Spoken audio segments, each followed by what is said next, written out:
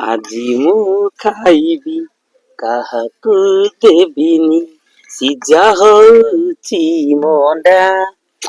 ବଢିଆ ହେଇଛି। ତମେ କେମିତି ଲୋକ କହିଲ? କଣ ହେଲା? ତମେ ଆଜି ଅଣ୍ଡା ନେଇ ପଳେଇ ଆସିଲ। ଆମ ଶାଶୁ ବୋହୂଙ୍କ ପାଇଁ କଣ ଟିକେ ମାଛ ଆଣିଥିଲେ ହେଇନଥାନ୍ତା? ମାଛ ଆଣିଥିଲେ ହେଇଥାନ୍ତା।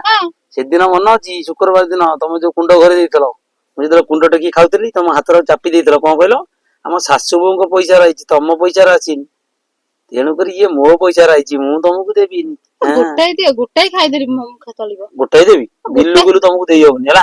ତମେ ଯାଅ ଗୋଟେ କାମ କର, ମସଲା ଟିକେ ବାଟି ଆଣ, ମୁଁ ଟିକେ ତରକାରୀ କରି ଖାଇବି। ମୁଁ ବାଟି ପାରିବିନି। ତମେ ତ ମତେ ଅଣ୍ଡା ଦବନି, ମୁଁ କାହିଁ ବାଟିବି? ଗୋଟାଏ ଯଦି ଦବ ବାଟିବି, ନହେଲେ ବାଟିବିନି। ବାଟିବନି? ନା। ନ ବାଟିଲେ ନାହିଁ। ଯୋଉ ଟିକେ ଅନେଇଦବ, ମୁଁ ଯାଉଛି ବାଟି ଦେଇ ଆଣେ। ହଉ ଯାଉନ। ହଉ ମୁଁ ଆସେ ଟିକେ ବାଟିକି ଆସେ ହେଲା। ଆରେ ହେଇ ନାକୁ ଛାଡିଗଲେ କାଳେ ଖାଇଦବ। ଅଣ୍ଡା ଖାଇବ? ଗୋଟେ ନା ଦିଟା? ମୁଁ ଗୋଟାଏ, ମୋର ଗୋଟାଏ ଦରକାର। ଗୋଟାଏ?